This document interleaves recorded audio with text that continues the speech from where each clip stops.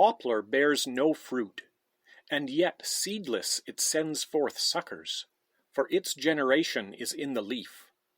Splendid are its branches, gloriously adorned, its crown laden, touching sky. Growing up in the Yorkton area of Saskatchewan, your authors inhabited a unique ecological region called the Aspen Parkland. Aspen Parkland is a transitional biome stretching between the true prairie of the south and the boreal forest of the north. As the name suggests, the key species of this beautiful area is the trembling aspen, known to us growing up as white poplar.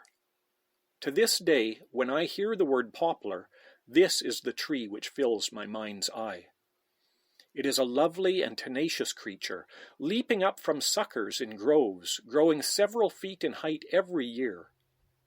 Its leaves are delicate and dance in the wind, giving the poplar its taxonomic description of tremula, or trembling.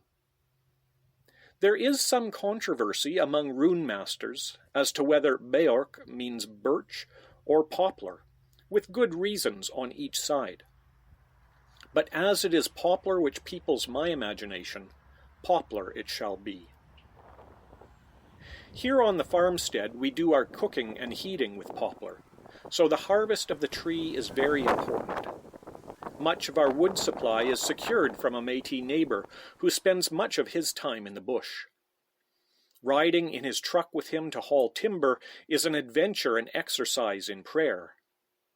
But sometimes we fell and harvest the wood ourselves.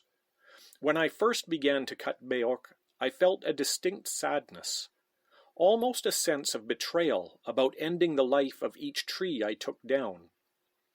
And so I began to speak to the trees, to tell them of our need, to let them know that my family would freeze to death in the winter if it weren't for their bodies. And as I did this, I felt the distinct response that it was acceptable, that the spirit of each tree would retreat to the root system and live on from there. Only later did I find out that scientifically this is exactly what happens. Poplar trees propagate, as the rune says, through its suckers. Each grove is linked through a shared root system and is genetically identical. In fact, it is the grove who is the person, not the individual tree. There's something for us to learn from that particular miracle of Beorc. As humans, we are very accustomed to thinking of ourselves as discrete individuals.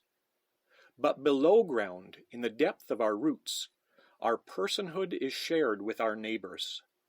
Hidden in the deep, our self and our grove are one.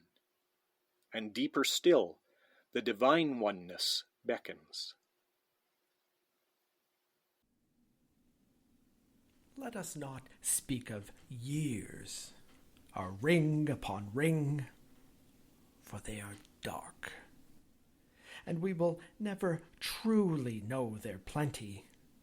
That is, until hewn and split by hand and burned, when ember is beheld by eye of fire.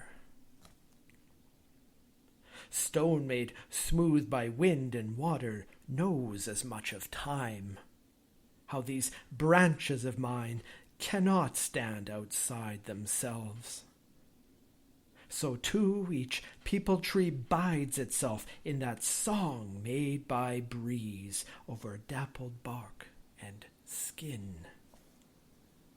She sings for each footfall which wanders over root beneath, its every web wefted of every teeming thing, glad from possibility, its each new leaf. Each greening heart, her mystery grown more.